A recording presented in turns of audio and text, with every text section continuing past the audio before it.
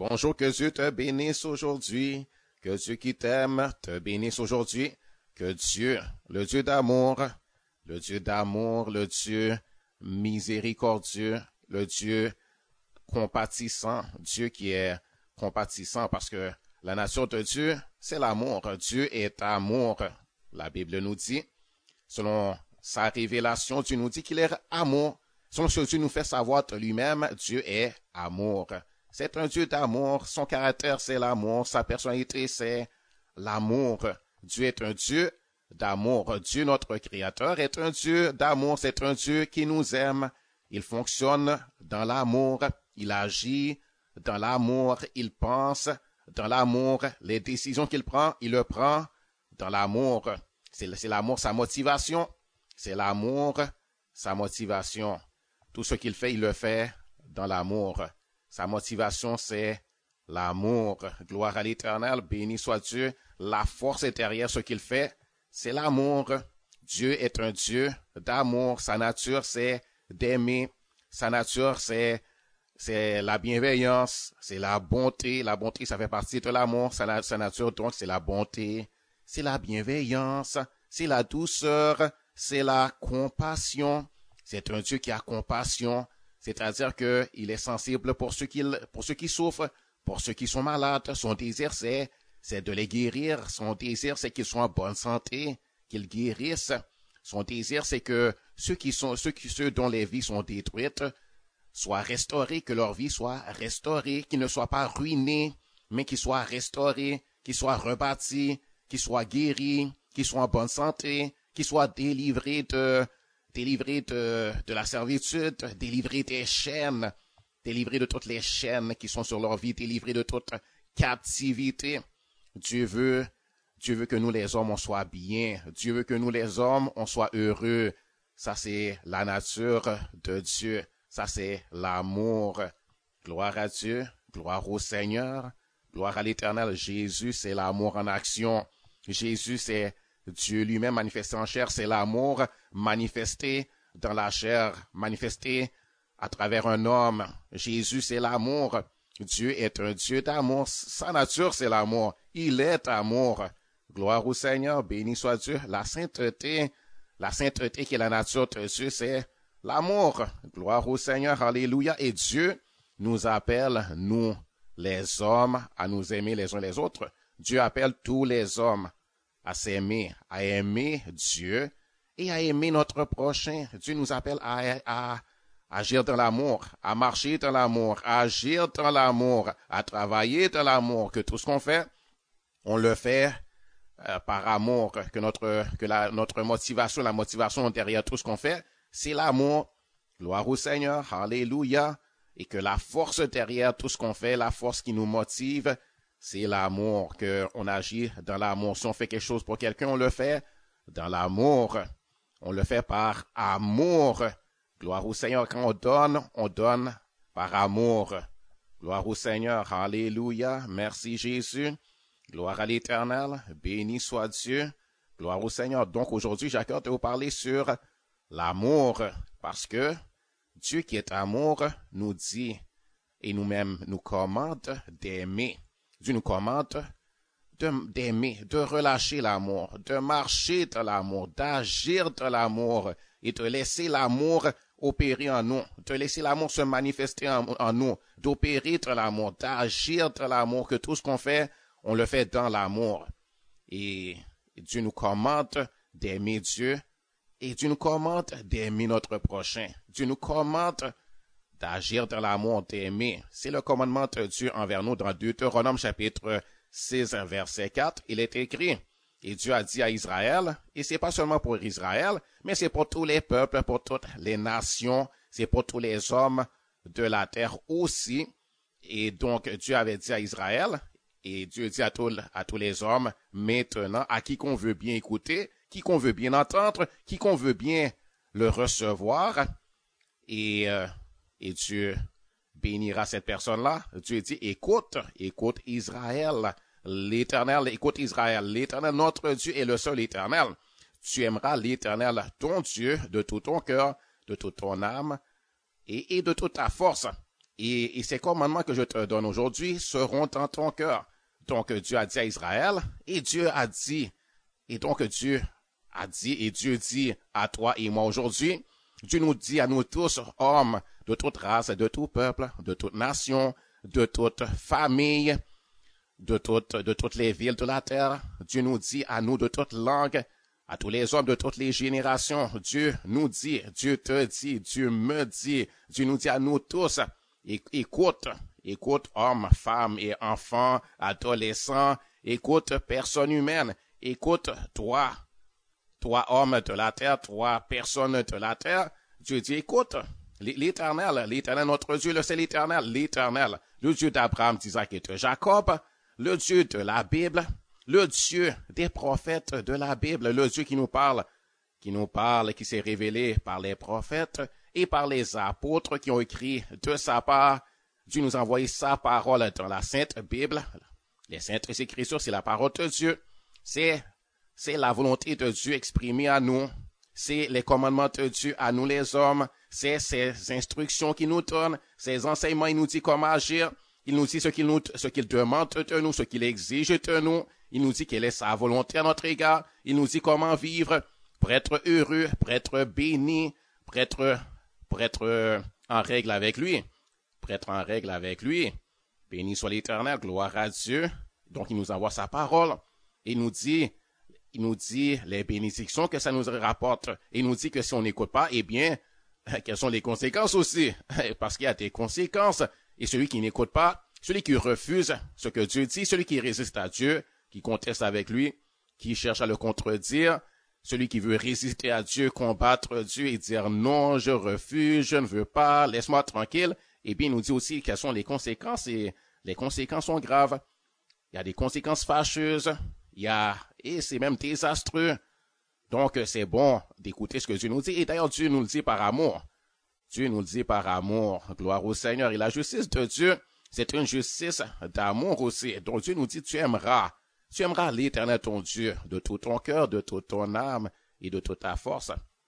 Et ces commandements que je te donne aujourd'hui seront dans ton cœur. Donc, Dieu nous dit de l'aimer. La première personne qui mérite notre amour, c'est l'Éternel notre Dieu. Et le deuxième commandement que Dieu nous a donné, c'est d'aimer l'homme notre prochain. Donc le premier commandement, c'est d'aimer Dieu, notre Créateur, Dieu qui est Dieu Tout-Puissant, Créateur de l'homme, Créateur de la planète Terre où on habite, Dieu qui nous a donné tout ce qu'on a. Notre corps, c'est la création de Dieu. Notre âme, c'est la création de Dieu. Notre esprit, c'est la création de Dieu. Notre intellect, nos capacités mentales, nos capacités intellectuelles et toutes les capacités qu'on a, tous les talents qu'on a. Tout ça, ça nous vient de Dieu. La capacité d'ingénierie, ça nous vient de Dieu. Tout ce qu'on utilise, ça vient de Dieu. Tout ce qu'on utilise pour faire nos meubles, pour faire nos ordinateurs, pour faire tous nos engins de transport, pour faire tout ce qu'on a, tout ce qu'on peut faire, les maisons, etc. Ça vient de Dieu. C'est la création de Dieu. Et il est Dieu Tout-Puissant. Il est notre Créateur. Il est notre Seigneur et il a le droit d'être aimé. Et il mérite notre amour. Et c'est normal qu'on l'aime. On peut pas le haïr. Il peut pas vouloir qu'on le haïsse. Et si on a de la haine pour lui, on le méprise, on le déteste, eh bien sûr, ça ne lui fera pas plaisir. Et avec raison. Qui voudrait être haï, détesté, méprisé, rejeté? Donc évidemment que Dieu veut qu'on l'aime. Il est digne de notre amour. Et c'est normal qu'on l'aime. Et c'est tout à fait normal qu'il nous dit de l'aimer. Gloire au Seigneur. Donc il mérite notre amour, bien sûr. Il veut être aimé, pas être méprisé, pas être rejeté. Mais il veut qu'on l'aime. Et c'est tout à fait raisonnable. C'est tout à fait intelligent. C'est la sagesse même. Et Dieu nous commande de l'aimer. Béni soit l'Éternel. Et c'est la sagesse d'aimer Dieu. C'est la sagesse d'aimer Dieu, qui est un Dieu magnifique, un Dieu merveilleux, un Dieu au cœur sensible, au cœur bon, au cœur tendre, un Dieu rempli d'amour, un Dieu qui veut nous combler, qui nous a déjà comblé de toutes sortes de bienfaits.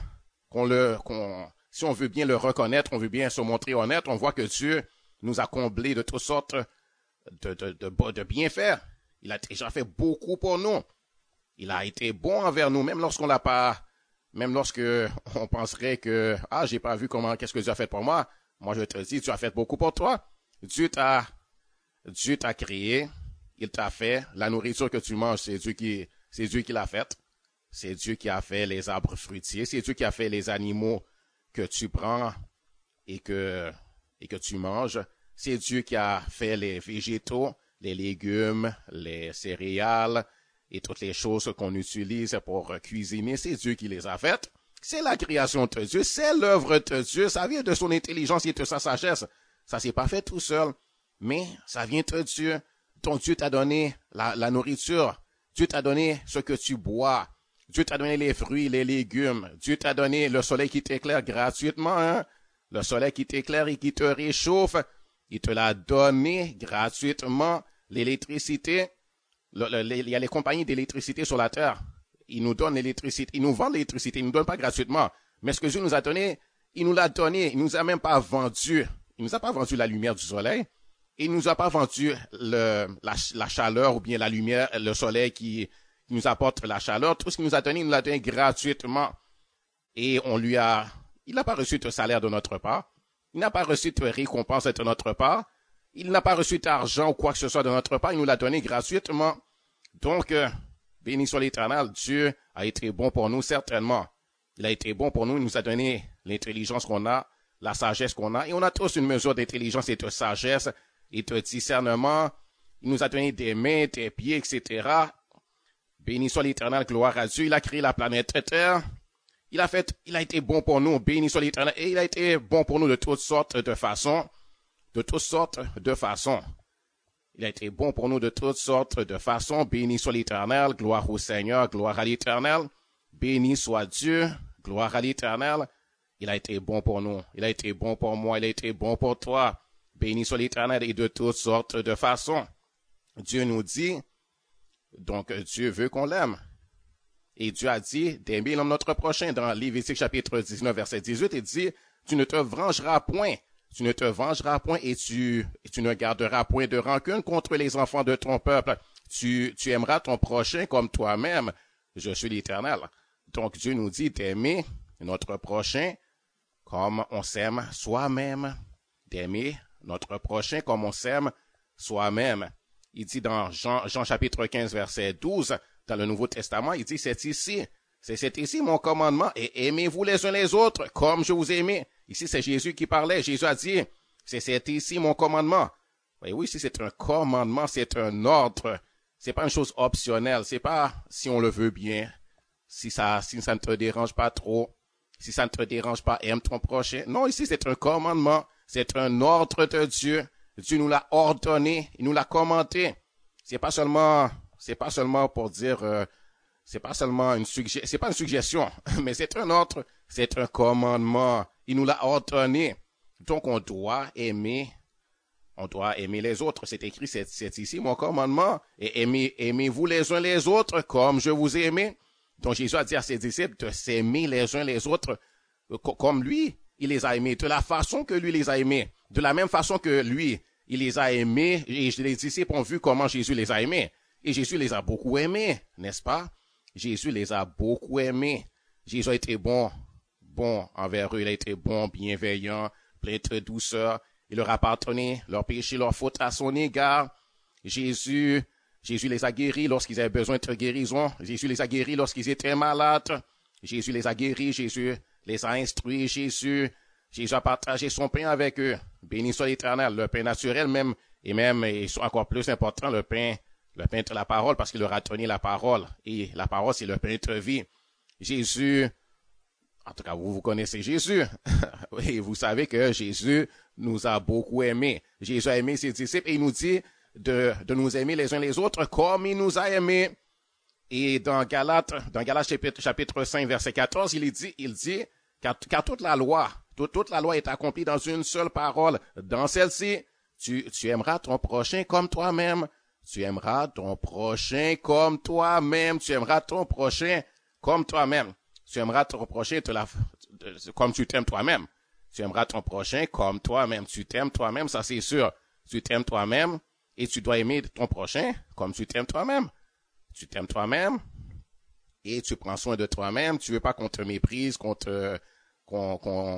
t'humilie. Tu veux pas qu'on te fasse du mal, mais tu veux qu'on te fasse du bien. Donc, la même façon que tu veux le bien pour toi-même, tu veux le bien pour ton prochain. Donc, le commandement de Dieu, c'est d'aimer notre prochain comme on s'aime soi-même. Donc, tu aimeras ton prochain comme toi-même. C'est ici le commandement de Jésus envers nous. C'est ici le commandement de Dieu, notre Père céleste. C'est le commandement de Dieu c'est le commandement de Dieu pour tous les hommes. Et en particulier pour ses disciples. Béni soit l'Éternel, gloire à Dieu, gloire au Seigneur. Dans 1 Corinthiens chapitre 13, à partir du verset, je vais commencer à partir du verset 1. Il est écrit, quand je parlerai les langues des hommes et des anges, si je n'ai pas l'amour, je ne suis rien. Donc, quand je parlerai les langues des hommes et des anges, si je n'ai pas l'amour, je suis un airain plutôt. Je suis un airain qui résonne ou une cymbale qui retentit. Et quand j'aurai le don de prophétie, la science de tous les mystères et toute la connaissance, quand j'aurai même toute la foi jusqu'à transporter des montagnes, si je n'ai pas l'amour, je ne suis rien. Donc, vous voyez comment l'amour est important. L'amour est important. L'amour, c'est la chose la plus importante. Il dit, quand je parlerai les langues des hommes et des anges, si je n'ai pas l'amour, je suis un airain qui résonne ou une cymbale qui retentit, c'est-à-dire que tout ce que je dis, tout ce que je fais, c'est comme du bruit seulement si j'ai pas l'amour. Si je parle bien, si je parle un beau langage, si je parle bien, un beau langage, etc. Mais si je n'ai pas l'amour, ça vaut rien tout ça. Et quand j'aurai le don de prophétie, donc quand j'aurai les dons de prophétie, c'est-à-dire les dons spirituels, quand j'aurai les dons de prophétie, la science de tous les mystères et toute la connaissance. Donc, quand on aurait beaucoup de connaissances, de sagesse, on aurait beaucoup de diplômes, on aurait appris tellement de choses, on aurait la connaissance sur l'ingénierie, la connaissance sur toutes sortes de choses, et même la connaissance des Écritures, on pourrait réciter les paroles des Écritures. Si on aurait la connaissance, on comprend beaucoup de choses, on connaît beaucoup de choses, on est très intelligent, notre quotient intellectuel est très élevé, tout ça. Quand j'aurai le don de prophétie, qui est un don spirituel, quand j'aurai le don de prophétie, la science de tous les mystères et toute la connaissance, quand j'aurai même toute la foi jusqu'à transporter des montagnes, si je n'ai pas l'amour, je ne suis rien. Donc si on a tout ça, mais on n'a pas l'amour cependant, on n'a pas l'amour de Dieu. On n'a pas l'amour de Dieu dans le cœur, on marche pas dans l'amour, on relâche pas l'amour. Et ce qu'on fait, on le fait pas dans l'amour. Tout ça, c'est en vain, tout ça, ça vaut rien. C'est ça que la Bible nous dit. Et il dit, quand je distribuerai tous mes biens pour la nourriture des pauvres, quand je livrerai même mon corps pour être brûlé, si je n'ai pas l'amour, cela ne me sert de rien. Donc, même si on distribuerait tous nos biens, on fait beaucoup de biens, de bonnes œuvres, comme on dit sur la terre. On fait beaucoup de bonnes œuvres, on donne aux œuvres de charité. On fait toutes sortes d'actions qui paraissent bonnes. On fait toutes sortes de bonnes actions, mais on n'a pas l'amour dans le cœur. On le fait, par exemple, pour se faire voir des hommes. On le fait par vanité. On le fait pour avoir les applaudissements des hommes. Parce qu'il y a toutes sortes de raisons pour lesquelles les gens font les choses. Il y a des gens qui distribuent beaucoup, qui donnent beaucoup aux œuvres de charité, par exemple, et ils le font pas par amour. C'est pas l'amour leur motivation. Ils n'ont pas l'amour dans leur cœur. Ils le font pour paraître. Ils le font pour la publicité. Ils le font pour être bien vu dans la société, pour qu'on parle en bien d'eux, pour qu'on dise cette personne-là, c'est une personne tellement généreuse. Ils aiment les louanges. Ils aiment entendre les louanges. Il y a des gens qui ils aiment entendre les louanges. Ils font les choses simplement pour les louanges. C'est pas qu'ils ont l'amour dans leur cœur. C'est pas qu'ils aiment leur prochain. C'est pas l'amour qui les motive. C'est pas l'amour qui est la force derrière ce qu'ils font, mais c'est pour avoir tes louanges, c'est pour avoir tes compliments, c'est pour être glorifié, pour être exalté par les hommes, c'est pour que les gens dépendent d'eux, c'est pour qu'on dise ces gens-là, que ferait sans cette personne est tout pour moi, ils veulent entendre toutes sortes de paroles flatteuses, de paroles pour s'enorgueillir. C'est pour leur propre orgueil qu'ils font les choses, il y en a qui font les choses pour leur orgueil, ils le font par vanité, mais ils le font pas par amour. C'est pas l'amour, leur motivation. Et Dieu connaît les cœurs des hommes. Dieu connaît nos motivations. Dieu sait pourquoi on fait les choses. Et si on fait pas les choses par amour, mais par exemple, c'est pour s'enorgueillir, c'est pour recevoir des applaudissements et qu'on dit waouh, cette personne-là, waouh, et qu'on le fait pour ce genre de choses-là. Mais tout ça, ça vaut rien. En réalité, aux yeux de Dieu, en tout cas, ça vaut rien. Et en vérité, ça vaut rien, ce genre de choses-là. C'est ça que la Bible nous dit. La Bible nous dit que l'amour est patient. L'amour est patient. Il est plein de bonté. L'amour est patient. L'amour est plein de bonté. L'amour n'est point envieux. L'amour ne se vante point. Il ne s'enfle point d'orgueil. Il ne fait rien de malhonnête. Il ne cherche point son intérêt. Il ne s'irrite point. L'amour ne s'irrite point. L'amour ne soupçonne point le mal. Il ne se réjouit point de l'injustice. Mais l'amour se réjouit de la vérité. L'amour excuse tout. L'amour croit tout. L'amour espère tout. L'amour supporte tout. L'amour ne périt jamais. Les prophéties prendront fin. Les langues cesseront. Les prophéties prendront fin, c'est-à-dire un jour, le don de prophétie, ce sera plus nécessaire. Lorsque, par exemple, on sera dans le paradis de Dieu, on sera avec Jésus dans le paradis de Dieu et qu'on sera amené à la perfection, eh bien, on aura le don de prophétie, ce ne sera plus nécessaire. On n'aura plus besoin des dons de prophétie. Comme maintenant, on en a besoin pour l'édification de l'Église, pour nous encourager, pour l'encouragement que ça apporte à l'Église de Dieu, que ça apporte à l'homme notre prochain. Mais un jour, lorsque on sera face à face avec Dieu, dans la perfection, et tous ensemble glorifiés dans le royaume de Dieu, le don de prophétie, ce sera plus nécessaire. Mais cependant, l'amour va toujours demeurer et on va toujours aimer. On va toujours marcher dans l'amour et l'amour sera toujours là. Tandis que les dons de prophétie, un jour, ça va prendre fin. Ce ne sera plus nécessaire. On n'en aura plus besoin parce qu'on n'aura pas besoin de quelqu'un pour nous dire ainsi par l'Éternel. Ce sera plus nécessaire. Et Dieu, un jour, il n'y aura plus de l'utilisation des dons de prophétie. Parce que ces choses-là, c'est des choses maintenant pour la terre. Mais lorsqu'on sera dans la perfection, on n'aura plus besoin de ça. Mais l'amour sera toujours là. Et l'amour, c'est une chose qui demeure toujours. Il dit l'amour ne périt jamais. Les prophéties prendront fin. Les langues cesseront. Ici, on parle les dons des langues. La diversité des langues, l'interprétation des langues que Dieu utilise dans son Église pour apporter des messages à son peuple. Eh bien, ces choses cesseront.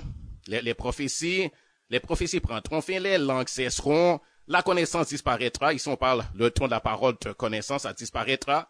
C'est-à-dire, on n'en aura plus besoin et Dieu n'utilisera pas ces choses-là, le ton de la parole de connaissance.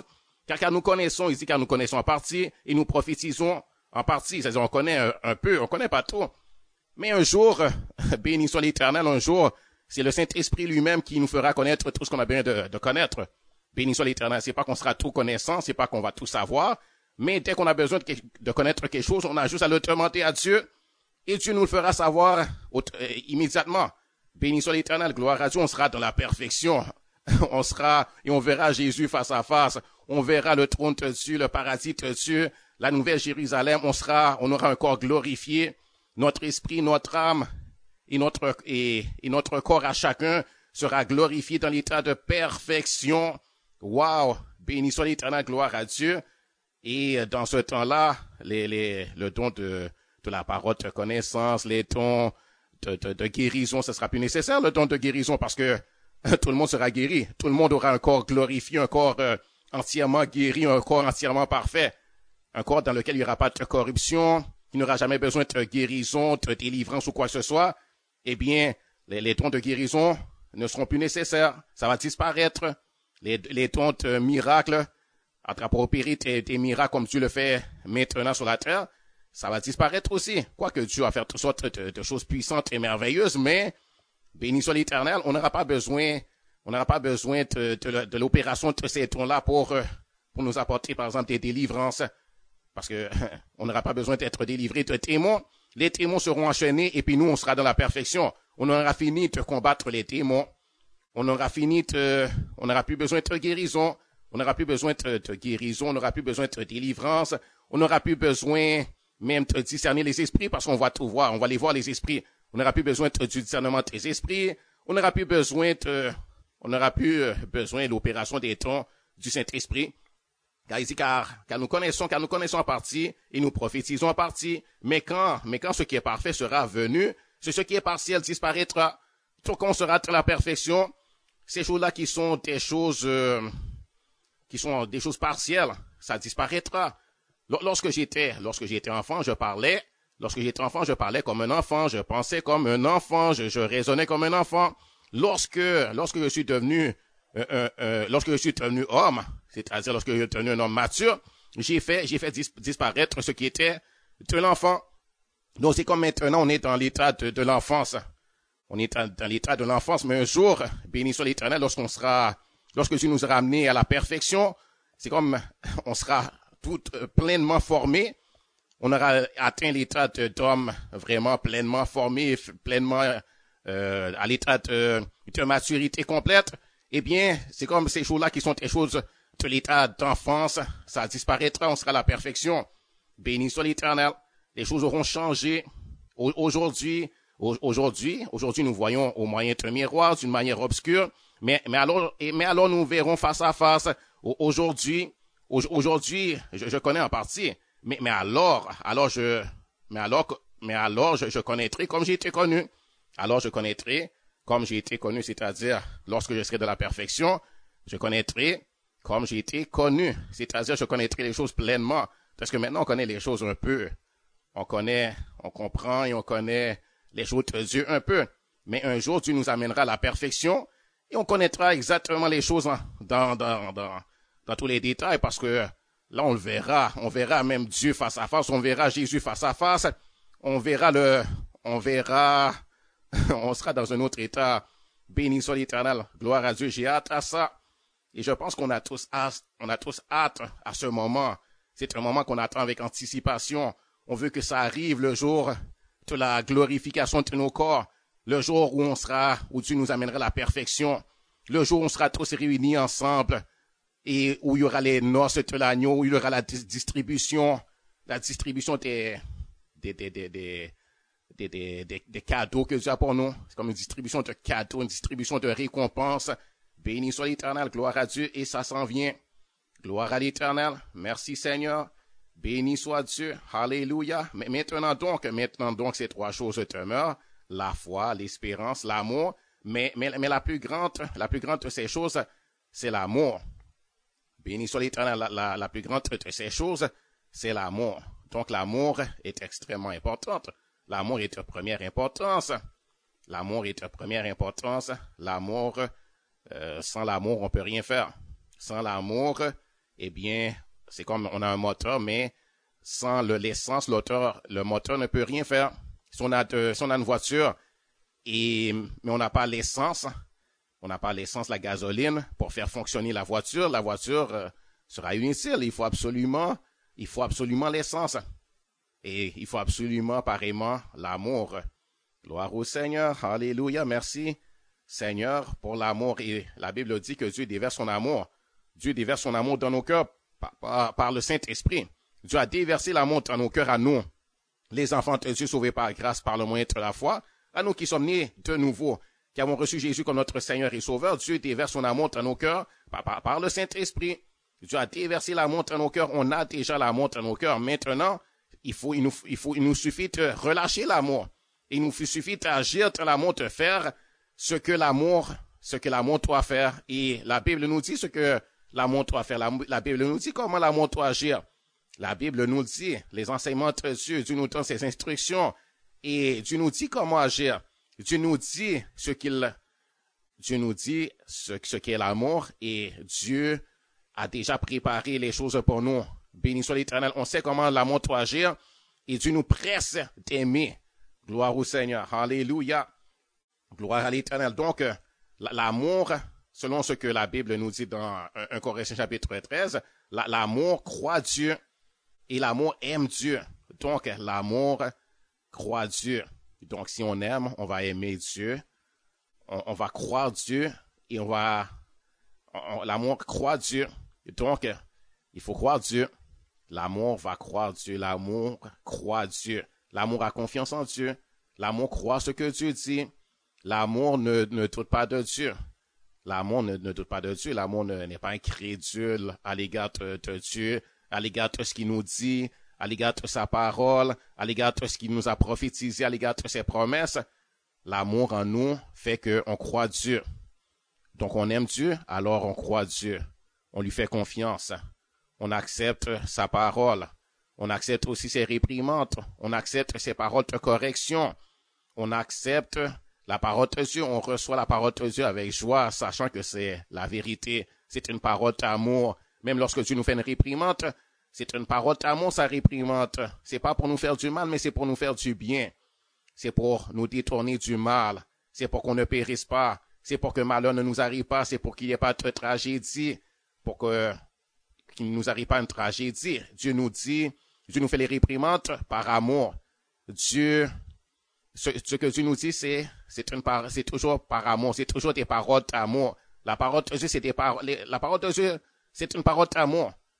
Tout ce que Dieu nous dit, les enseignements qu'il nous apporte, c'est des paroles d'amour. Donc, l'amour croit Dieu.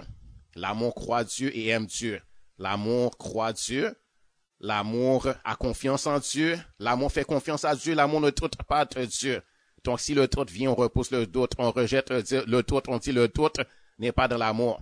Je crois mon Dieu. Je crois son amour, donc je ne douterai pas de mon Dieu. Je refuse de douter de mon Dieu. Je sais que mon Dieu m'aime. Je sais que mon Dieu est digne de confiance. Je sais que mon Dieu est intègre. Mon Dieu ne ment pas. Mon Dieu ne me tromperait jamais. Mon Dieu ne me ferait jamais de fausses promesses. Je peux avoir confiance en mon Dieu. Pourquoi m'inquiéter alors que mon Dieu m'a dit de pas m'inquiéter, qu'il prend soin de moi? Pourquoi devrais-je m'inquiéter? J'ai confiance à mon Dieu. Je vais faire confiance à mon Dieu. Je choisis de faire confiance à mon Dieu. Et je refuse le doute. Et je résiste au diable. Je rejette le péché. Je rejette tout ce qui est contraire à la parole de mon Dieu. Je refuse de croire les mensonges du diable. Parce que j'aime Dieu et je crois en son amour. Et l'amour que j'ai en moi pour Dieu fait que j'ai confiance en Dieu. L'amour aime l'homme son prochain. L'amour aime l'homme son prochain. Dieu nous dit d'aimer l'homme notre prochain. Et il y a l'amour dans nos cœurs. C'est à nous maintenant de relâcher l'amour envers l'homme notre prochain. D'aimer notre prochain. D'être bon et bienveillant envers l'homme notre prochain. De vouloir son bien. De vouloir qu'il soit en bonne santé. Qu'il guérisse. De vouloir sa prospérité. Et d'être content lorsqu'il prospère. L'amour sera pas jaloux l'amour sera pas jaloux du prochain si l'homme notre prochain, l'homme notre semblable prospère, eh bien, je serai content pour lui parce que je l'aime. Je veux les bonnes choses pour lui, comme je veux les bonnes choses pour moi. Donc, je serai content lorsqu'il prospère. Je serai content de ses richesses. Je serai content qu'il s'enrichit, qu'il prospère, qu'il a tout ce qu'il a besoin. Et, donc, je suis content pour lui. Ça me réjouit le cœur. Ça me fait plaisir. On aura plaisir à ce que notre prochain prospère, qu'il soit en bonne santé. Lorsque des bonnes choses lui arrivent, on est content. Béni soit l'Éternel. Parce qu'on veut son bien. Parce que il est important pour nous. Parce que cette personne est importante pour nous. Donc, on veut le bien de l'homme notre prochain, c'est-à-dire de tous les hommes. On veut le bien de celui qui est un enfant de Jésus-Christ. Parce que lui, il est notre famille. Et on veut aussi le bien de ceux-là qui ne sont pas de notre famille spirituelle, c'est-à-dire la famille en Jésus-Christ, mais qui sont des hommes créés à l'image de Dieu, des hommes que Dieu nous dit d'aimer, des hommes que Dieu a créés pour être aimés de nous aussi, pour les aimer. Dieu nous a créés pour être aimés, et Dieu nous a créés avec le désir d'être aimés. D'être aimés, on veut tous être aimés. On veut tous être aimés. Il y a personne qui aime qu'un autre soit indifférent à son égard, que l'autre ait le cœur endurci, que l'autre vraiment soit dans un état vraiment froid à son égard, qui n'a pas d'amour pour lui, pas d'affection, que l'autre le méprise, que l'autre n'a aucun désir qu'il prospère. On veut tous être aimés. On veut tous être aimés. Donc l'amour aime le prochain. L'amour aime le prochain. Et Dieu nous commande d'aimer l'homme notre prochain, de tout peuple, de toute race, de toute nation, de toutes les familles et de toutes conditions sociales, qu'ils soient riches ou qu'ils soient pauvres, qu'ils soient jeunes ou qu'ils soient vieux. Et peu importe la langue que parle l'autre homme, on doit l'aimer. On doit relâcher l'amour envers lui. On doit l'aimer. On doit marcher dans l'amour comme Jésus a marché dans l'amour. Ce que Jésus ferait pour l'autre, c'est ça qu'on doit faire pour lui, c'est ça qu'on doit chercher à faire pour lui. On doit faire les bonnes œuvres que Jésus faisait, toutes les œuvres qu'on voit que Jésus faisait, c'est ça qu'on veut faire. On veut le bien de notre prochain. Béni soit l'Éternel. Gloire au Seigneur. Alléluia. Merci Jésus. Et par amour, on priera pour lui. Par amour, si on peut lui partager la parole, on lui partagera la parole, on lui dira ce que Dieu dit. On lui dira Dieu t'aime. On lui dira Jésus t'aime. On lui dira, s'il connaît pas Jésus, on cherchera à l'amener à connaître Jésus, à l'amener à croire au Seigneur Jésus. On lui dira ce qu'on connaît de Dieu, ce qu'on a appris de Dieu, ce qu'on a entendu, les paroles qu'on a entendues, les paroles qu'on a lues dans les saintes écritures, on cherchera à l'amener à le connaître parce que il a besoin d'être sauvé. S'il connaît pas Jésus et on sait très bien que s'il meurt dans cet état, étant séparé de Dieu, n'ayant pas de relation avec Dieu, n'ayant pas son nom inscrit dans le livre de vie, il va se retrouver dans le feu, dans l'enfer. Il va se retrouver dans une prison de feu où il sera séparé de Dieu pour toujours, dans les tourments pour toujours. Et donc, on voudrait l'amener à connaître Jésus, à croire au Seigneur Jésus. S'il veut bien croire, on lui prêchera la parole de Dieu. On lui dira ce qu'on a entendu de Dieu, ce qu'on connaît de Dieu. Et on a tous cette responsabilité de parler aux autres de Jésus. Tous les hommes, on a tous cette responsabilité, peu importe notre âge. Qu'on soit un petit enfant de 5 ans, si on connaît Jésus et on croit au Seigneur Jésus, on a 5 ans, on est capable de parler aux autres. On est capable de parler aux petits enfants comme nous. On est capable de parler à n'importe qui. On parle selon ce qu'on a en nous. On parle selon ce qu'on a en nous. On n'a pas, c'est pas qu'on va rester devant lui pendant 1 heure de temps à lui prêcher la parole de Dieu comme le pasteur le fera à l'église, mais c'est simplement de lui dire ce qu'on connaît de Dieu et de lui témoigner, par exemple, ce que Jésus a fait pour nous et de lui dire, moi, j'aime Jésus. Jésus m'a tellement aimé. Jésus, j'aime Jésus. Je prends plaisir en lui. Et Jésus m'a sauvé, il m'a donné la vie éternelle. J'ai entendu qu'il est mort à la croix et qu'il est ressuscité entre les morts. Je l'ai lu dans la Bible et j'ai cru. Et j'ai donné ma vie au Seigneur Jésus. On lui témoigne comme on est capable, comme on se sent capable de le faire. Et on est tous capables de parler de Jésus, de dire quelques bonnes paroles de Jésus, de parler bien de lui, et de dire ce qu'on connaît de lui, ce qu'on a appris de lui, ce qu'il est pour nous. Gloire au Seigneur, ce qu'il a fait pour les hommes à la croix. On en parle selon notre niveau, selon notre capacité. Béni soit l'Éternel par amour pour l'autre. Donc l'amour aime son prochain. Donc l'amour aime l'homme notre prochain. C'est le commandement même envers nous. L'amour est patient.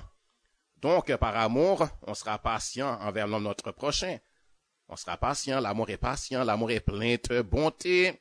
L'amour est plein de bonté. L'amour est plein de bonté. Donc on sera plein de bonté envers l'homme notre prochain. L'amour supporte tout, on va le supporter. On ne sera pas rapide à le rejeter, à le renier, à le mépriser, mais on va supporter pour lui. On va lui pardonner. On va supporter pour lui. On va supporter notre prochain. On va supporter quelques insultes, quelques outrages, quelques humiliations que l'homme notre prochain pourrait nous faire. On va supporter patiemment. On va supporter sans lui faire très mal. On va supporter, on se laissera pas aller à le combattre, à le frapper, mais on va supporter. On va accepter la chose sans se venger. On supporte parce que l'amour supporte. C'est ça que la Bible nous dit. Donc, l'amour supporte, l'amour est plein d'espérance. La Bible dit que l'amour espère tout. L'amour espère tout ce que Dieu promet, bien sûr. L'amour promet, ce que Dieu promet, je l'espère. Ce que Dieu m'a annoncé avant ce qui doit arriver, je suis dans l'espérance de ça. Je crois et je m'attends que ça arrive. Alléluia, je suis plein d'espérance. L'amour est plein d'espérance. L'amour n'est point envieux. Donc l'amour ne sera pas envieux du prochain. On ne sera pas envieux des biens du prochain. On ne va pas convoiter le bien du prochain. Et lorsque le diable voudrait nous faire convoiter, on résiste. On a le péché encore qui est en nous. Mais c'est à nous de dominer sur le péché. C'est à nous de rejeter le péché et de dire non. Je refuse d'envier qui que ce soit. Je refuse l'envie. Envier, c'est pas de Dieu, c'est pas bon. C'est pas quelque chose qui vient de l'amour, ça. L'amour n'agit pas comme ça. L'amour, c'est pas une manifestation de l'amour, ça. Ça vient du diable. L'envie et la convoitise, ça vient du diable. C'est de la nature du diable. C'est de la nature de l'ennemi de mon âme. C'est de la nature de l'ennemi de nos âmes. Donc, on doit rejeter ça. Parce que l'amour n'est pas envieux. L'amour, c'est pas du caractère de Jésus. C'est pas du caractère de Dieu. Ce n'est pas de la personnalité de Dieu, ce n'est pas de la nature de Dieu qui est de notre nouvelle nature. Et c'est la nature de Dieu qui est bon. La nature du diable, on sait très bien, c'est mauvais. Le diable, à cause de la haine qu'il avait à notre égard, et parce qu'il était jaloux de nous et envieux de nous, et envieux de notre relation avec Dieu, il a tout fait pour nous faire perdre cette relation avec Dieu. Dans le jardin d'Éden, le diable a été vers Adam et vers Ève pour leur mentir, pour les tromper, pour les séduire. Et il leur a dit des mensonges pour les séparer de Dieu, pour qu'ils perdent leur relation avec Dieu, pour qu'ils perdent l'amitié qu'ils avaient avec Dieu, pour qu'ils perdent la faveur de Dieu, pour qu'ils soient rejetés de Dieu, pour qu'il y ait des châtiments, pour qu'ils soient châtiés, pour que le diable voulait qu'ils désobéissent à Dieu, qu'ils se montrent rebelles, qu'ils se montrent méprisants, qu'ils méprisent les commandements de Dieu, qu'ils fassent exactement ce que Dieu avait défendu de faire afin que malheur leur arrive, afin qu'il y ait une tragédie, qu'ils meurent, qu'ils soient séparés de Dieu, rejetés de Dieu, qu'ils périssent. C'est ça que le diable voulait, parce qu'il est envieux, parce il est jaloux, il est envieux, il convoitait ce que Dieu avait donné à l'homme, il convoitait la position que Dieu avait donnée à l'homme, il voulait ça pour lui-même, il voulait dépouiller l'homme, c'est un voleur le diable, c'est un voleur. Donc, nous, on rejette tout ce qui est de la nature du diable. Ça nous a fait tellement souffrir, ça. Ça nous a fait tellement souffrir. Donc, tout ce qui est du diable, on rejette ça. L'amour n'est point envieux. L'amour ne se vante pas non plus. L'amour ne se vante pas. Et l'amour ne s'enfle point d'orgueil. L'orgueil, c'est du diable. Et c'est ça qui a fait chuter le diable. Donc, l'amour ne se vante point. Donc, on ne se vantera point. Et on ne s'enflera point d'orgueil. L'amour donne préférence aux frères. Donc, l'amour donne préférence aux frères. On veut le bien du frère. On veut que le frère on veut l'honneur pour lui, on veut la gloire pour lui, on veut les bonnes choses pour lui. Et même, on lui donne préférence. Gloire au Seigneur. Donc, l'amour donne même préférence aux frères. Gloire au Seigneur. Alléluia. On cherche pas la première place pour nous-mêmes. On cherche pas la première place, mais on lui donne préférence, on le laisse choisir en premier. Donc, l'amour donne préférence aux frères. L'amour ne fait point un mal. L'amour ne fait point un mal au prochain. L'amour ne fait rien d'un malhonnête. L'amour ne fait point un mal à l'homme son prochain. Et point un mal non plus à son Dieu. L'amour ne fait rien d'un malhonnête. Donc, on ne fera pas des choses malhonnêtes à l'égard de notre Dieu, comme de le trahir, par exemple, comme de le rejeter, Et l'amour ne fait rien de malhonnête envers qui que ce soit. L'amour ne fait rien de malhonnête. L'amour ne se réjouit point de l'injustice. Donc, on ne va pas se réjouir de l'injustice que quelqu'un pourrait faire à notre prochain. Et soi-même, bien sûr, on ne fera pas d'injustice à qui que ce soit. On ne fera pas d'injustice à l'homme notre prochain. On ne fera pas d'injustice à notre femme, à notre mari, à notre enfant, à notre voisin, à notre frère dans le Seigneur, notre frère de notre assemblée d'église. On fera rien de malhonnête envers nos frères du corps de Christ. On fait attention à soi-même pour ne pas faire d'injustice et pour ne rien faire de malhonnête. On veille sur soi-même pour ne pas pécher. Ça, c'est l'amour. L'amour ne se réjouit. L'amour se réjouit de la vérité. Donc, l'amour se réjouit de la vérité. L'amour ne se réjouit point de l'injustice, mais l'amour se réjouit de la vérité. Gloire au Seigneur, béni soit Dieu. Alléluia, gloire à l'Éternel. Dans Lévitique chapitre 19, verset 18, Dieu a dit, tu ne te vengeras point et tu ne garderas point de rancune contre les enfants de ton peuple. Tu aimeras ton prochain comme toi-même. Je suis l'Éternel. Donc, l'amour ne se venge point non plus. L'amour ne se venge point. L'amour aussi couvre les fautes. L'amour couvre les fautes de l'homme notre prochain. L'amour pardonne. Donc, l'amour pardonne. On doit pardonner. Et c'est même le commandement de Dieu. Et Jésus a dit que si on ne pardonne pas, nous-mêmes, on ne sera pas pardonnés. Dieu ne nous pardonnera pas non plus. Dans Luc chapitre 15, verset 11, il est écrit, dans Luc chapitre 15, maintenant je vais vous parler de la parabole, de la parabole du fils prodigue. Il est écrit dans Luc chapitre 15, verset 11, il est écrit, et c'est Jésus qui dit, Jésus dit encore, un homme avait deux fils. Le plus jeune dit à son père, mon père, donne-moi la part de bien qui doit me revenir. Donne-moi la part de bien qui doit me revenir. Et le père leur partagea son bien. Peu de jours après, le plus jeune fils, ayant tout ramassé, partit pour pour un pays éloigné, où il dissipera son bien en vivant à la débauche. Lorsqu'il eut tout dépensé, une grande famine survint dans ce pays, et il commença à se trouver dans le besoin. Il alla se mettre au service d'un des habitants du pays, qu'il envoya dans ses champs garder les pourceaux, c'est-à-dire garder les porcs, garder les cochons. Il aurait bien voulu se rassasier tes carouges, il aurait bien voulu se rassasier tes carouges que manger les pourceaux, mais personne ne lui en donnait. Et étant rentré en lui-même, il se dit, combien de mercenaires chez mon père ont du pain en abondance, et moi ici je meurs de faim. Je me lèverai, j'irai vers mon père, et je lui dirai, mon père, j'ai péché contre le ciel et contre toi. Je ne suis plus digne d'être appelé ton fils. Traite-moi comme l'un de tes mercenaires. Et le fils, et il se leva, et alla vers son père. Comme il était encore loin, son père le vit et fut ému de compassion. Il courut se jeter à son cou, et le baisa. Le fils lui dit, mon père, j'ai péché contre le ciel et contre toi. Je ne suis plus digne d'être appelé ton fils. Mais le père dit à ses serviteurs, apportez vite la plus belle robe, et il en revêtait, mettez-lui un anneau au doigt et des souliers aux pieds. Amenez le veau gras et tuez-le. Mangeons et réjouissons-nous, car mon fils que voici était mort. Il est revenu à la vie, il était perdu, il est retrouvé, et ils commencèrent à se réjouir. Or le fils aîné était dans les champs. Lorsqu'il revint et approcha de la maison, il entendit la musique, il est intense. Il appela un des serviteurs et lui demanda ce que c'était. Ce serviteur lui dit, ton frère est de retour, et parce qu'il l'a retrouvé en bonne santé, ton père a tué le veau gras. Il se mit en colère. Donc ici, le fils aîné se mit en colère. Et ne voulut pas rentrer. Son père sortit et le pria d'entrer. Mais il répondit à son père, voici il y a 30 années que je te sers, sans avoir jamais transgressé tes ordres, et jamais tu ne m'as donné un chevreau pour que je me réjouisse avec mes amis. Et quand ton fils est arrivé, celui qui a mangé ton bien avait été prostitué, c'est pour lui que tu as tué le veau gras.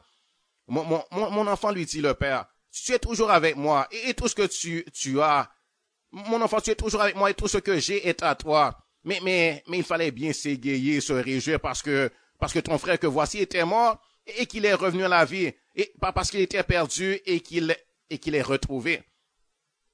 Béni soit l'Éternel. Donc ici, c'est la parabole du fils prodigue. Donc le père agit dans l'amour envers son fils. Lorsqu'il a vu le fils prodigue qui revenait à lui, le fils prodigue qui revenait à la maison, il a été content, il s'en est réjoui. Et dans son cœur, il avait un cœur de pardon. Dans son cœur, il avait déjà pardonné. Il était content de le revoir. Il était content qu'il revienne à lui. Il était content que son fils est rentré en lui-même et qu'il ait reconnu son erreur, qu'il ait reconnu avoir mal agi et qu'il revienne à la maison. Il était content et il était déjà prêt à le pardonner. D'ailleurs, il avait déjà pardonné dans son cœur. Il avait déjà relâché le pardon envers son fils et son cœur était ému pour son fils. Son cœur était ému, il a vu son fils, il savait que son fils avait passé des moments difficiles et sûrement il voyait aussi les habits de son fils. Il était probablement, il était engueuné, je pense. Il était engueuné, tout sale, dans un état misérable, amaigri. Il était vraiment amaigri parce que, rappelez-vous, il mourait de faim. Et la raison pour laquelle il revenait vers son père, c'est parce que il avait dépensé tout son bien, il avait tout gaspillé. Il avait dépensé auprès des prostituées. Il avait vécu une vie de bamboche. Et maintenant, il revenait à son père après avoir subi la misère, après avoir subi la pauvreté, et après avoir été humilié, après avoir été honteux et confus. Et maintenant, il est rentré en lui-même, il a reconnu qu'il a fait des sottises. Il a reconnu avoir fait des sottises, avoir été agi en insensé. Il a reconnu ses péchés envers son père. Il a reconnu avoir mal agi envers son père pour l'avoir abandonné de la sorte. Et il a regretté ses actions, il a regretté sa débauche, il a regretté ses péchés, ses iniquités. Il a reconnu avoir péché contre Dieu et contre son père. Et il s'est repenti au-dedans de lui-même. Il a décidé de retourner vers son père. C'est comme maintenant, il y a des gens dans le monde, partout dans le monde, Dieu d'ailleurs appelle tous les hommes à revenir à lui. Dieu appelle tous les hommes de toute race, de tout peuple, de toute nation à revenir à lui. Il appelle les pécheurs à revenir à lui et il est prêt à les recevoir. Il est prêt à recevoir quiconque revient à l'Éternel. Quiconque reconnaît sa débauche, avoir agi en insensé, reconnaît ses péchés, ses iniquités comme le fils prodigue, et voit son état de souillure, son état vraiment misérable, son état de pauvreté spirituelle, et revient à Dieu. Dieu est prêt à les accueillir les bras ouverts, avec un cœur content, avec un cœur joyeux, et Dieu ne les jugera pas, Dieu ne les rejettera pas, Dieu est prêt déjà à les accueillir, et Dieu a déjà relâché le pardon même pour eux. Suffit que eux veuillent bien revenir à Dieu et demander pardon, le pardon est déjà préparé pour eux. Et Dieu veut que nous qui sommes déjà maintenant revenus à Dieu, qui sommes auprès de Dieu, dans la maison de Dieu, en train de se réjouir avec Dieu, et en train de travailler dans le champ de Dieu, c'est-à-dire, on est en Jésus-Christ, que lorsque un autre qui est dans le monde, qui soit prostitué, qui soit un homosexuel, qui soit un violeur de femmes, ou bien qui soit un meurtrier, peu importe dans quel état il était, qui soit un sorcier qui a tué beaucoup de gens, qui a fait beaucoup de mal, qui s'est vengé de beaucoup de personnes et qui a versé beaucoup de sang, mais s'il revient à l'Éternel, s'il se repent de ses péchés, ayant entendu la parole de Dieu, étant revenu dans son cœur, ayant un cœur repentant, un cœur brisé, contrit, qu'il revient à Dieu, Dieu veut qu'on l'accepte avec un cœur content, avec joie, qu'on se réjouisse qu'il revienne à Dieu, qu'on se réjouisse, qu'on en soit content. Béni soit l'Éternel et qu'on n'agisse pas comme l'autre fils, le plus vieux, qui, lorsqu'il a vu son frère revenir, il était fâché. Il était mécontent, il s'en est même pas réjoui. Il était fâché que son père ait tué un veau gras pour se réjouir et pour célébrer le retour du fils prodigue. Ce fils, le fils aîné qui a agi de la sorte, n'a pas agi de l'amour. Il avait le cœur dur, il avait le cœur endurci, il manquait l'amour. Il n'a pas agi de l'amour dans cette situation-là. C'était mal de sa part d'agir de la sorte. Et le père, lui, il agit dans l'amour, mais pas le fils aîné. Donc, Dieu veut qu'on agisse comme le père. Et Dieu envers nous, un cœur d'amour, un cœur prêt à recevoir, soit celui qui est perdu dans ses péchés, qui n'a jamais connu Dieu, qui n'a jamais eu de relation avec Dieu, ou bien soit un chrétien, un enfant de Dieu qui a régressé, qui s'est éloigné de Dieu, et qui avait mal agi à l'égard de Dieu. Dieu est prêt à le recevoir. Même s'il avait renié Dieu, même s'il avait fait vraiment, il avait agi très mal, insulté Dieu et toutes sortes de choses comme ça. Je crois que c'est mal de faire ça, mais il arrive que des gens se laissent entraîner par le diable et qui se laissent séduire et qu'ils abandonnent Dieu pendant des années. Mais Dieu est prêt à les recevoir s'ils veulent bien se repentir. Et d'ailleurs, Dieu les appelle à revenir à lui. Dieu appelle ces gens à revenir à lui. Dieu appelle peu importe qui on est, à revenir à Dieu. Si on s'est éloigné, si on a péché, Dieu est tout prêt à nous pardonner. Comme dans la parabole du fils prodigue. Béni soit l'Éternel, ça c'est l'amour. Gloire au Seigneur. Autre chose, l'amour prend soin du prochain. Donc l'amour prend soin du prochain. Par amour, on doit prendre soin les uns des autres. L'amour prend soin du prochain. L'amour édifie. C'est-à-dire l'amour encourage l'autre. Par amour, on doit s'encourager les uns les autres, s'édifier les uns les autres, se bénir les uns les autres, prier les uns pour les autres. Gloire au Seigneur. Alléluia. Prier pour les gens du monde qui connaissent pas Jésus, qui sont aussi en Adam et Ève, on est tous frères et sœurs, hein, et même en Noé, parce que la famille de Noé seule avait échappé au déluge. Donc en Noé, on est tous frères et sœurs d'une certaine façon. On a tous Noé et sa famille comme notre famille. Et en Adam, on est tous enfants d'Adam et d'Ève. Donc, on doit prendre soin les uns des autres. On doit s'édifier les uns les autres, s'encourager les uns les autres, s'exhorter les uns les autres. L'amour édifie. L'amour prend soin du prochain. L'amour donne sa vie pour l'être aimé. Jésus nous a tellement aimés qu'il a même donné sa vie pour l'être aimé. Il a même donné sa vie pour nous. Donc, Dieu ne nous demande pas d'aller nous sacrifier, donner sa vie physiquement, mais Dieu veut qu'on se mette au service de Dieu, et peu importe ce que Dieu nous dit de faire à l'égard de notre prochain, eh bien on le fait. Béni soit l'Éternel, on se donne à Dieu, et on se donne au service de Dieu pour servir dans peu importe ce que Dieu veut que on fasse dans le corps de Christ. Béni soit l'Éternel. Il y en a qui sont appelés à prêcher sa parole, il y en a qui sont appelés à encourager, il y en a qui sont appelés à beaucoup prier pour les autres. Peu importe, on prend notre place et peu importe les bonnes œuvres que Dieu a préparées d'avance pour nous, on le fait. Et c'est la façon que Dieu veut qu'on donne notre vie pour notre prochain. Béni soit l'Éternel en servant l'Éternel et en faisant ce que Dieu nous dit de faire à l'égard de l'homme notre prochain, soit prier pour lui, etc., etc. Béni soit l'Éternel, gloire à Dieu. Alléluia, merci Seigneur. Donc l'amour cherche le bien de l'autre. L'amour se réjouit pour l'autre. Lorsque l'autre est béni, l'amour s'en réjouit. L'amour manifeste la miséricorde. L'amour manifeste la miséricorde. On doit manifester la miséricorde. La miséricorde envers l'homme notre prochain. La miséricorde. Être rapide à le pardonner. Béni soit l'Éternel. Gloire au Seigneur. Merci Jésus. Être miséricordieux comme notre Dieu est miséricordieux à notre égard. Être miséricordieux, avoir le cœur tendre, le cœur sensible, le cœur prêt à pardonner. Béni soit l'Éternel, le cœur prêt à le restaurer, le cœur prêt à le recevoir lorsqu'il revient à nous pour être réconcilié à nous. L'amour ne finit jamais, la Bible nous dit. L'amour ne périt jamais. L'amour, c'est une chose qui va demeurer pour l'éternité. Pour l'éternité, on va s'aimer les uns les autres. Pour l'éternité, on va aimer Dieu. On va jamais cesser d'aimer Dieu. Et on va jamais cesser d'aimer l'homme notre prochain. L'amour demeure toujours. L'amour ne périt jamais. Gloire à l'Éternel. Béni soit Dieu. Béni soit Dieu. L'amour fait des actions. L'amour agit. L'amour fait des actions. L'amour se manifeste. L'amour fait des actions. L'amour agit. Si l'amour agit, l'amour fait des actions. Ça se montre l'amour. Lorsqu'on aime, on le montre. On fait des actions. On va aider l'autre. Si l'autre, on voit que l'autre a subi un accident et qu'on voit que la personne a subi un accident, eh bien, on va aller à son secours.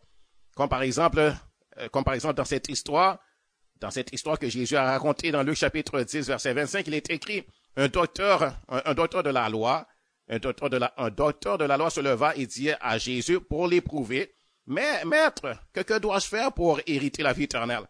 Jésus lui dit, qu'est-ce qu'il écrit? Qu'est-ce qu'il écrit dans la loi? Qui lis-tu? Il répondit, tu aimeras le Seigneur ton Dieu de tout ton cœur, de toute ton âme, de toute ta force et de toute ta pensée et ton prochain comme toi-même. Tu as bien répondu, lui dit Jésus. Tu as bien répondu, lui dit Jésus. Fais cela et tu vivras. Mais lui voulant se justifier, dit à Jésus, qui est mon prochain? Jésus reprit la parole et dit, un homme descendait de Jéricho à Jérusalem. Il tomba au milieu des brigands qui le dépouillèrent, le chargèrent de coups, ils s'en allèrent, le laissant à demi-mort. Un sacrificateur qui par hasard descendait par le même chemin, ayant vu cet homme, passa outre. Donc un sacrificateur qui par hasard passait par là, a vu cet homme et il passa outre, c'est-à-dire s'en est pas du tout soucié. Il s'est pas du tout soucié de cet homme, il l'a vu, il était tout à fait indifférent et pour lui peu lui importait que cet homme souffre, que cet homme soit blessé, que cet homme soit souffrant, que cet homme soit agonisant. Il n'a rien fait pour l'aider. Il n'a rien fait pour le secourir. Il n'a rien fait pour le soigner. Il n'a rien fait pour chercher la guérison de cet homme-là. Il n'a rien fait pour lui. Il n'a rien fait pour aller voir sa condition, s'il peut l'aider. Et certainement, il pouvait l'aider. Il n'a rien fait. Il s'est pas soucié d'aller lui apporter du secours, de faire quoi que ce soit pour lui. Il n'a pas d'amour, cet homme-là. Ce sacrificateur qui pourtant, c'est un sacrificateur. Les sacrificateurs, c'est ceux-là qui étaient chargés par Dieu d'enseigner les autres, d'enseigner les autres, de leur prêcher la parole de Dieu, de leur dire ce que Dieu dit, de leur faire connaître les commandements de Dieu. Et lui-même, il devait bien sûr obéir les commandements de Dieu. C'est pas seulement te le dire aux autres, mais de le faire lui-même. Ce qu'il disait aux autres, il devait le mettre en pratique lui-même aussi. Il n'était pas exclu, mais il devait faire ce que Dieu dit. Il connaissait le Dieu d'Israël qui a dit, tu aimeras ton prochain comme toi-même. Mais il n'avait pas d'amour dans son cœur. Il a vu cet homme, il s'est détourné les regards, il s'est pas du tout soucié de lui, il n'a pas été l'aider. Il n'a pas été l'aider. L'homme n'était pas mort. Il voyait bien que l'homme n'était pas mort, cependant l'homme était souffrant, l'homme peut-être était en train de gémir, mais il a vu, il a passé autre. Donc il n'a pas d'amour. Il est écrit donc je continue, il dit, un lévite, donc un lévite qui arriva aussi dans ce lieu, l'ayant vu passa outre. Donc les lévites, eux, c'était des serviteurs dans la maison de Dieu. Les lévites, il y en a qui étaient des chantres, c'est-à-dire ceux qui chantaient, d'autres étaient des portiers qui veillaient aux portes du temple, d'autres étaient des musiciens. Donc c'était ceux-là qui étaient dans le service de Dieu, qui n'étaient pas chargés d'enseigner, mais qui étaient chargés, par exemple, de veiller aux portes du temple de Dieu, de jouer la musique, etc. Donc c'était des ouvriers dans l'église, par exemple. Et ils ont vu l'homme qui était dans l'état qu'il était, qui était blessé, qui était couché par terre, gémissant, qui avait besoin de secours, de toute évidence, qui avait besoin de son aide, et il devait l'aimer, il devait avoir compassion de lui. Mais il n'a pas d'amour du tout, il n'a pas eu compassion de lui. Il l'a vu, il a jeté un regard, puis il s'en est allé. Il n'a rien fait pour lui.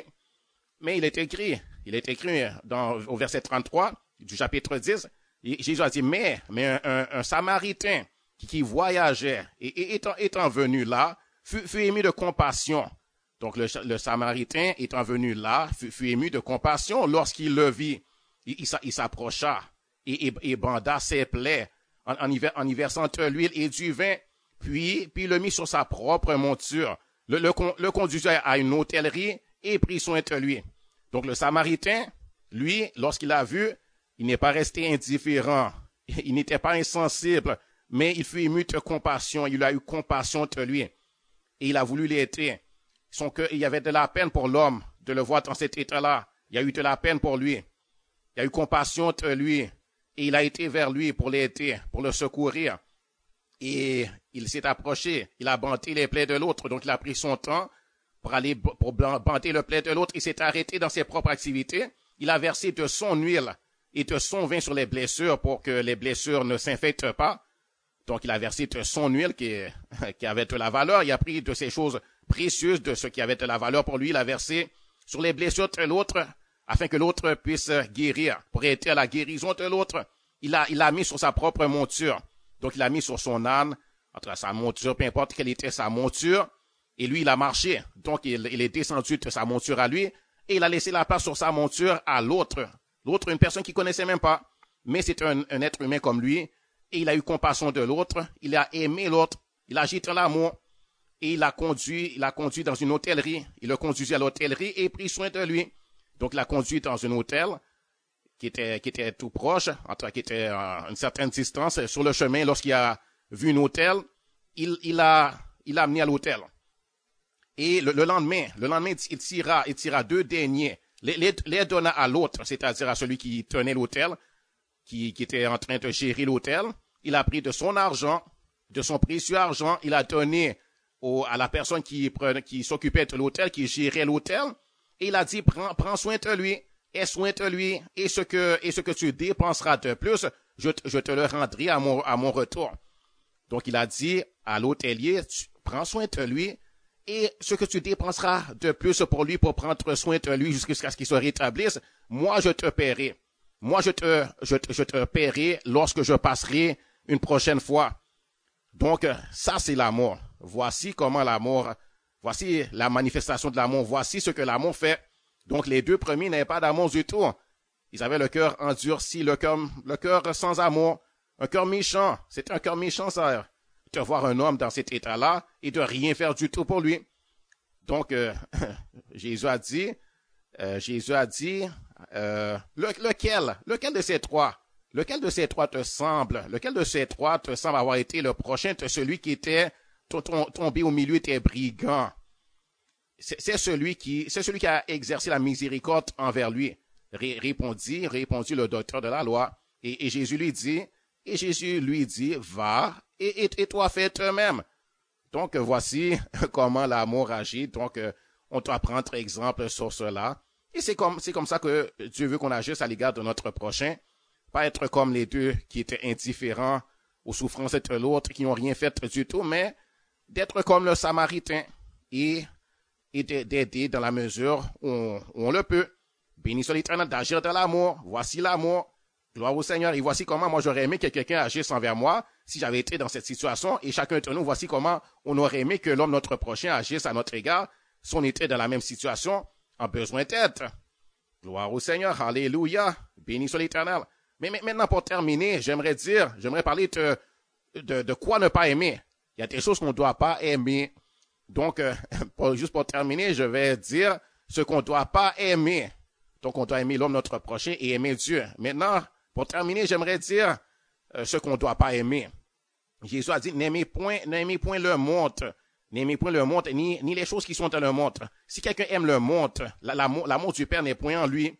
car tout ce qui est du monde, la convoitise de la chair, la convoitise de tes yeux et l'orgueil de la vie.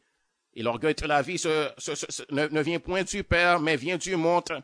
Et le monde passe et sa convoitise aussi. Mais celui qui fait la volonté de Dieu demeure éternellement. Celui qui fait la volonté de Dieu demeure éternellement. Gloire au Seigneur, béni soit l'Éternel, gloire à l'Éternel. Gloire au Seigneur, alléluia. Donc, il nous dit de ne pas aimer le monde, de ne pas aimer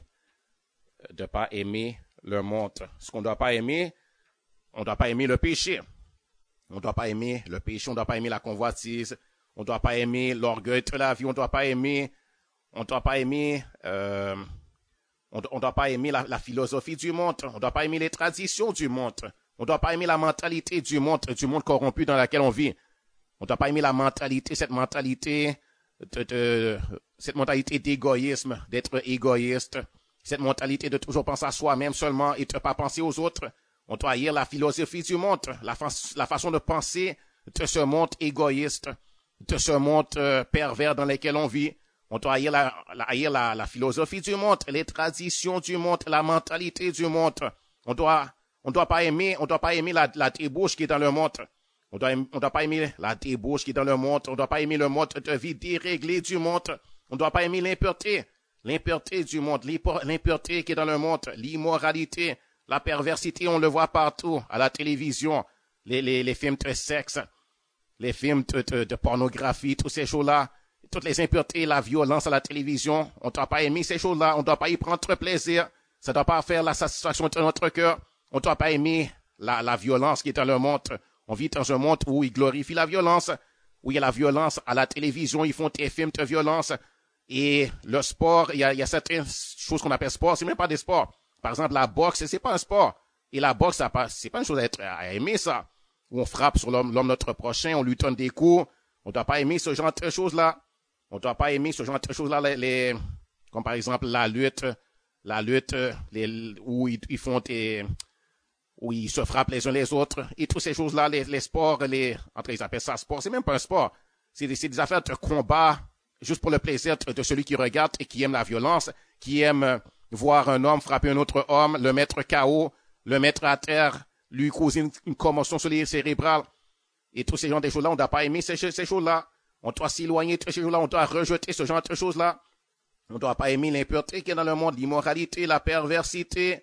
On ne doit pas aimer l'idolâtrie criante qui se trouve dans ce monde. On ne doit pas aimer les mensonges qui parcourent le monde. On ne doit pas aimer les faussetés que le monde aime à se dire les uns aux autres, les tromperies. On doit rejeter ces choses-là. On doit rejeter la théorie de l'évolution de Darwin, par exemple, qui n'est pas la science, mais c'est la théorie de l'évolution de Darwin, c'est des sottises. Ce n'est pas la vraie science, ça, c'est un mensonge.